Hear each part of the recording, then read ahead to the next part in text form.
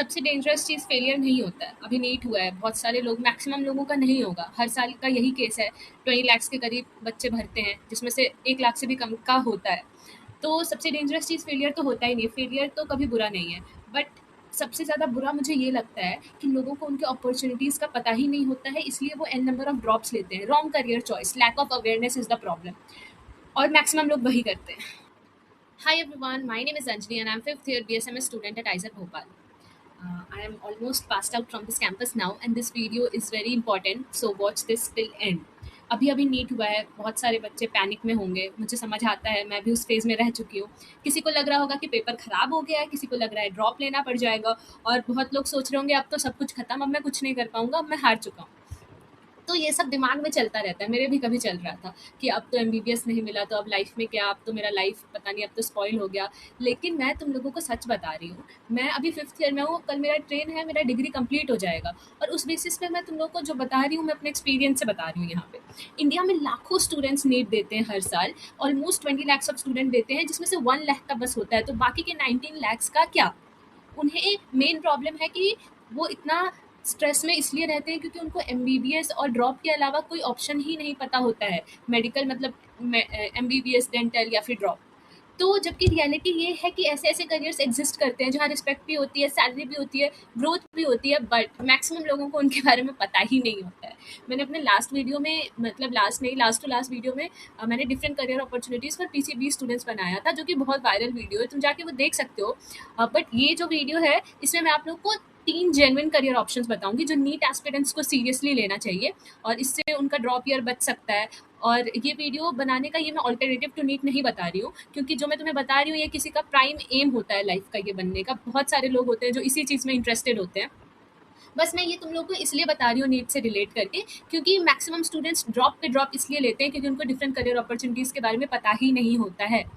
अभी मेरी एक क्लासमेट थी, तुम सोचो, वो, मैंने 2021 में आइजर में एडमिशन लिया था और वो आज तक नीट का ड्रॉप ले रही है। तो मुझे ऐसा ऐसा माइंडसेट सिक लगता है। तो इसलिए मैं बस चाहती हूँ कि तुम लोग इस ट्रैप में ना फंसो, क्योंकि ये ट्रैप ही है, तुम मानो या ना मानो। और जो लास्ट वाला करियर ऑप्शन है, तीनों ही बहुत मेरे को अच्छा लगता है, बट जो लास्ट वाला है वो मेरा अपना फेवरेट है। मैंने कोशिश किया था वो लेने का, बट उस टाइम पे हो नहीं पाया था वो। तो be with me till end of this video. एक चीज़ मैं बोलना चाहूँगी कि जो मैक्सिमम स्टूडेंट्स इग्नोर कर देते हैं बट कॉलेज में जाके बहुत इंपॉर्टेंट हो जाता है, कम्युनिकेशंस एंड राइटिंग। चाहे आप पैरामेडिकल के हो, साइकोलॉजी के हो, रिसर्च के हो, हर जगह assignments, reports, SOPs, presentation, internship करना पड़ता है, तुम्हें लिखना पड़ेगा। एंड ऑनेस्टली स्टार्टिंग में मुझे भी बहुत प्रॉब्लम होता था, आइडियाज़ होते थे बट उन्हें प्रॉपरली प्रेजेंट करना डिफ़िकल्ट है।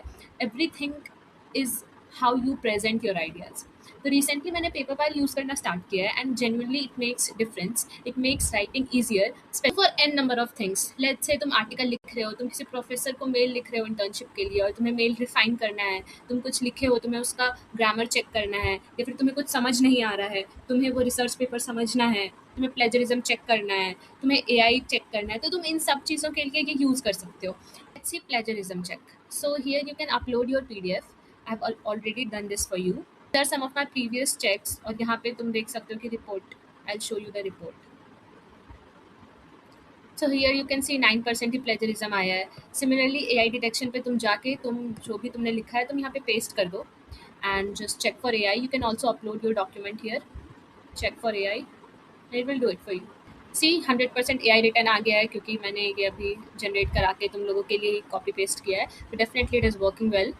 Now if you do not understand a particular research paper, तो तुम यहाँ पे जाके कोड करो PDF यहाँ पे और तुम गेट स्टार्टेड कर दो.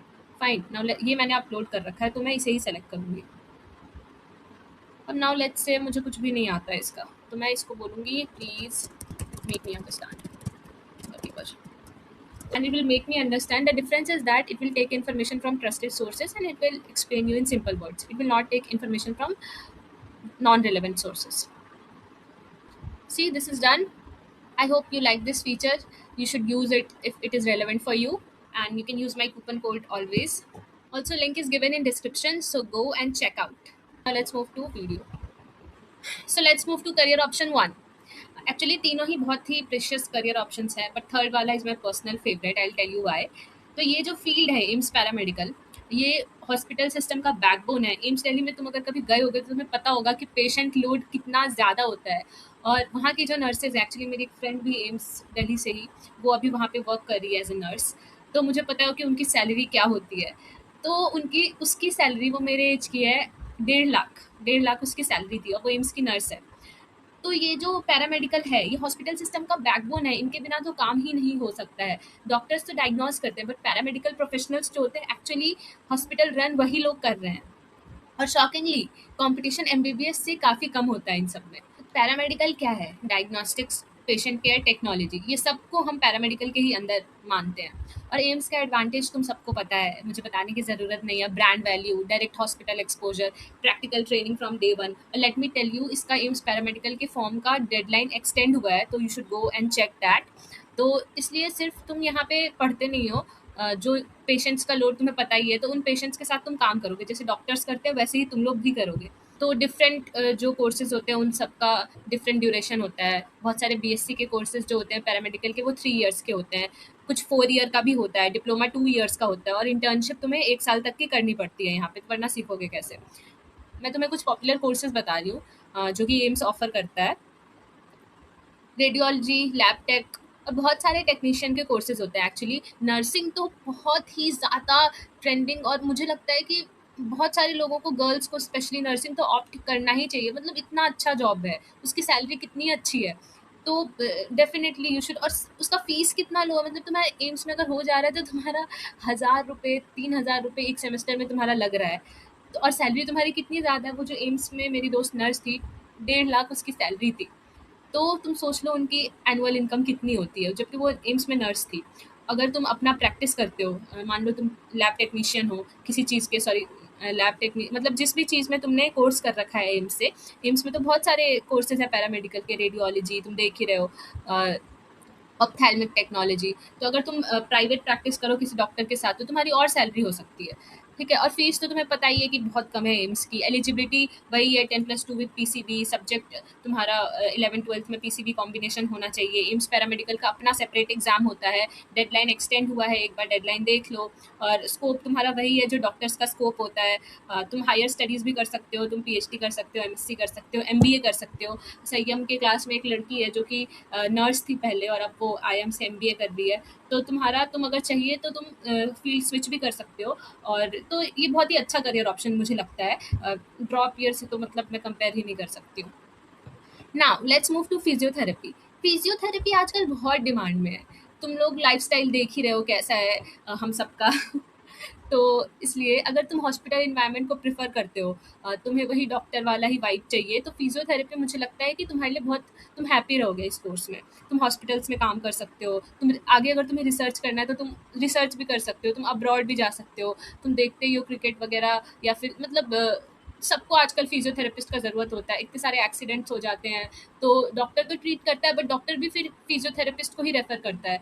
ओल्ड एज में फिजियोथेरेपिस्ट की कितनी ज़रूरत होती है, सबको ही आजकल तो होती है। आजकल तो टीनेजर्स भी फिजियोथेरेपिस्ट के पास जा रहे हैं। तो ये जो करियर ऑप्शन है, ये बहुत ही ज़्यादा डिमांड में अभी है, और ये आगे और डिमांड में होगा। क्या करते हैं ये लोग? Healing without medicine. जितना इंजरीज है तुम्हारा, फिर स्पोर्ट्स में, पेन रिकवरी में, ये सब फिजियोथेरेपिस्ट ही तो हैंडल करता है। और मेरा यहाँ पे एक फ्रेंड है, तो मेरे को इसलिए पता है क्योंकि उसका बेस्ट फ्रेंड फिजियोथेरेपिस्ट है। वो काफ़ी मिडिल क्लास फैमिली से था, और आज वो बहुत अच्छा अर्न कर रहा है। उसने हॉस्पिटल में अपना डिपार्टमेंट भी डाला है। बहुत सारे हॉस्पिटल में फिजियोथेरेपी का डिपार्टमेंट नहीं होता है, तो उसने पहले फिजियोथेरेपी का कोर्स किया। आई थिंक 4 ईयर्स का कोर्स होता है वो। और फिर उसने पता किया, वो जयपुर का है, कि कहाँ कहाँ नहीं है हॉस्पिटल में फिजियोथेरेपी का डिपार्टमेंट, और उसने हॉस्पिटल से बात किया फिजियोथेरेपी का डिपार्टमेंट स्टैब्लिश करने के लिए। और फाइनली वो एक हॉस्पिटल में उसका अपना फिजियोथेरेपी का डिपार्टमेंट स्टैब्लिश हो गया है, और वो वहाँ एज ए डॉक्टर वर्क करता है। तो मुझे तो ये काफ़ी सही करियर अपॉर्चुनिटी लगता है। बाकी तुम लोगों पे है, ये 4.5 ईयर्स का कोर्स है। इंटर्नशिप तो तुम्हें करना ही पड़ेगा। अगर तुम्हें मास्टर्स करना है, बीपीटी बोलते हैं बैचलर्स को, एमपीटी मास्टर्स को, तो 2 ईयर्स का मास्टर्स का भी स्पेशलाइजेशन है। ठीक है। अब इसका फीस का बात करते हैं। फीस बहुत ही कम है गवर्नमेंट कॉलेजेस की, 10 to 50,000 per year. Private colleges की फीस ज़्यादा होती है, 2 लाख तक साल की लग जाएगी तुम्हारी, इससे ज़्यादा भी लग सकती है। और एंट्रेंस एग्जाम मैं बता देती हूँ कैसे होता है। सीयूईटी से होता है, और बहुत सारे स्टेट्स का अपना-अपना एग्ज़ाम होता है। जैसे कि बिहार का मुझे पता है, मैं बिहार से हूँ, तो बीसीईसीई करके हमारा स्टेट एग्ज़ाम होता है। वैसे ही हर स्टेट का अपना होता है। यहाँ पे एमएचटी सीईटी लिखा है, केसीईटी लिखा है, और स्टेट लेवल एग्ज़ाम्स तुम जिस भी स्टेट के हो, तुम्हारा स्टेट खुद से कंडक्ट करा रहा होगा पैरामेडिकल कोर्सेज़ के लिए एग्ज़ाम्स। फिज़ियोथेरेपी का भी एडमिशन बिहार में तो उसी से होता है, बीसीईसी से। तो देख लेना, और प्राइवेट में तो तुम्हारा पीसीबी अगर हो, और प्राइवेट में तो डायरेक्ट एडमिशन ले लेते हैं, उसमें कुछ दिक्कत नहीं है। उतना नीट का प्राइवेट में ज़रूरत भी नहीं पड़ता है। बट हाँ, नीट तो देते ही हैं पीसीबी वाले बच्चे तो। और यही है, 10th 12th में पीसीबी होना चाहिए, मिनिमम मार्क्स होना चाहिए कुछ। इनकम तो इनकी बहुत होती है यार, तुम्हें मैंने अभी जस्ट बताया, इनकम इनकी बहुत होती है, और ये अब्रॉड भी चले जाते हैं, पता नहीं इनके लिए थोड़ा कॉमन होता होगा। और स्पोर्ट्स टीम के साथ काम करते हैं, प्राइवेट प्रैक्टिस करो तो और अच्छा इनकम है। जैसे डॉक्टर्स का इनकम होता है, सेम टू सेम इनका भी इनकम होता है। हमें पता है कि फिजियोथेरेपी जो है, ये मेडिकल का प्रोफेशन, मेडिकल ही है, बट ऐसे ये पैरामेडिकल कोर्स की तरफ आ जाता है। बट जो उतना नहीं जानते हैं, वो तो इन्हें डॉक्टर्स ही समझते हैं। मतलब इनको वही रिस्पेक्ट मिलेगा सोसाइटी में। तुम अगर डिफरेंशिएट मन में आ रहा होगा, तो ऐसा होता नहीं है ऑन ग्राउंड। तो इनकी डॉक्टर्स जितनी ही सैलरी भी होती है, और ये बहुत अच्छा अर्न कर रहे होते हैं। यहाँ पे जो मैंने लिखा है, ये सब सर्च करके ही लिखा है मैंने। नाउ साइकोलॉजी मेरा पर्सनल फेवरेट है। साइकोलॉजी, साइंस ऑफ माइंड, मुझे बहुत अच्छा लगता है साइकोलॉजी। और जब मैं 12th की थी, तो मुझे बहुत मन था साइकोलॉजी लेने का। मेरा नहीं था पीसी, मतलब 11th 12th में साइकोलॉजी नहीं था, और उससे पहले भी मैंने कभी पढ़ा नहीं था। और डीयू में मेरे टाइम पे परसेंटेज बेसिस पे एडमिशन होता था, और साइकोलॉजी नॉर्थ कैंपस में 97 98 जा रहा था, तो नहीं लिया। बट ये बहुत अच्छा कोर्स है, और आजकल के तो टाइम पे ये इतना डिमांड में है, तुम किसी भी कॉलेज चले जाओ। ज़रूरी है काउंसलर रखना। हमारी जो काउंसलर है यहाँ पे, वो सब साइकोलॉजी की हुई हैं। साइकोलॉजी में बैचलर्स, मास्टर, बीए, एमए, या फिर बीएससी इन साइकोलॉजी, जो भी है ये सब। और तीनों काउंसलर्स, यहाँ पे 3 काउंसलर हैं, और हर इंस्टीट्यूट में होते हैं। ज़रूरी है हर इंस्टीट्यूट को रखना। तो इसका करियर ऑप्शन बहुत ही, मतलब बहुत ब्राइट फ्यूचर है। अभी भी ब्राइट है, और आने वाले टाइम में ये और ब्राइट हो जाएगा। तुम्हें पता ही है मेंटल हेल्थ हमारी क्या कंडीशन हो रखा है, स्पेशली हम लोगों का। तो ये रैपिडली ग्रोइंग फील्ड है। तुम बिल्कुल, अगर तुम्हें मिले तो ड्रॉप ड्रॉप का तो सोचना भी मत, बिल्कुल ले लेना ये। क्योंकि तुम इसके थ्रू ये क्लिनिकल प्रैक्टिस भी कर सकते हो, फिर तुम पीएचडी भी कर सकते हो। अगर तुम्हें रिसर्च में रहना है तो भी तुम ले सकते हो। कॉग्निटिव न्यूरो साइंस में तुम जा सकते हो पीएचडी करने इसके थ्रू। और मतलब इसका बहुत अच्छा है, तुम रिसर्च भी कर सकते हो, तुम प्रोफेसर भी बन सकते हो, और तुम क्लिनिकल प्रैक्टिस भी कर सकते हो। और बहुत लोग का अपना क्लिनिक होता है बाहर, वो पर्सनल प्रैक्टिस भी करते हैं, और वो यहाँ इंस्टीट्यूट में, जैसे कि मेरी काउंसलर है यहाँ पे, वो यहाँ पे भी काउंसलर है, साइकोलॉजी ही कर रखी है, बट वो बाहर भी प्रैक्टिस करती हैं। वो 2-3 और इंस्टीट्यूट्स हैं यहाँ आसपास, तो वो वहाँ भी काउंसलर है। तो इनका बहुत अच्छा होता है। तो तुम देख लेना, ये बहुत अच्छा करियर ऑप्शन है। और एडमिशन यहाँ पे तुम्हारा सीयूईटी से होता है। सीयूईटी तो हो चुका है अब। बहुत सारी यूनिवर्सिटी के अपने एंट्रेंस एग्जाम होते हैं, वो चेक कर लेना। स्टेट भी लेता होगा। टॉप कॉलेजेस वही डीयू है, क्राइस्ट यूनिवर्सिटी है, टिस्ट है। टिस्ट का एमए प्रोग्राम इतना रिनाउड है, जामिया मिल्ला, ये सब टॉप के कॉलेजेस हैं। फीस गवर्नमेंट में बहुत कम लगता है, और प्राइवेट में वही 2 lakhs पर ईयर तक लग जाता है। और ये एक्चुअली यहाँ पे कोई भी एडमिशन ले सकता है। पीसीबी वाले ज़्यादा करते हैं, बट ऐसा नहीं है, पीसीएम वाले भी जा सकते हैं, कोई भी यहाँ पे एडमिशन ले सकता है। करियर ऑप्शन, हाँ, इसमें ना, मतलब तुम अगर जब आगे बढ़ोगे इस फील्ड में, तुमको पता चलेगा इस फील्ड में बायोस्टैटिस्टिक्स का भी बहुत ज़रूरत होता है। खैर वो बात की बात है। क्लिनिकल साइकोलॉजिस्ट बन सकते हो, अभी मैंने बताया। कॉर्पोरेट में भी हर कॉर्पोरेट को ज़रूरी है साइकोलॉजिस्ट रखना, बहुत, मतलब कंपनी के रूल्स होते हैं। हमारे जितने भी इंस्टीट्यूट है, सबको ज़रूरी है काउंसलर रखना। तो काउंसलर, थेरेपिस्ट, ये सबको ही रखता है, ज़रूरी है। और अदर फील्ड में भी तुम जा सकते हो। सबसे बड़ा मिस्टेक क्या होता है, लोग सोचते हैं एमबीबीएस नहीं मिला मतलब एंड। बट रियलिटी क्या है, यहाँ तुम्हें खुद को डायरेक्शन देना है, गिव अप नहीं करना है। तुम्हें खुद के लिए डिफरेंट करियर ऑप्शंस तुम्हें एक्सप्लोर करना है। और मैंने तो ऑलरेडी बहुत सारे बताए हैं मेरे चैनल पे, तुम देख सकते हो। बट अगर तुम्हें मेरे से कुछ हेल्प चाहिए, तो तुम डेफिनेटली कमेंट सेक्शन में कमेंट करो, मुझे सब्सक्राइब कर दो। तो मैं बताऊंगी, जो भी मैं हेल्प कर सकती हूँ ऑब्वियसली वो तो मैं करूँगी ही। या that's it, bye, have a nice day.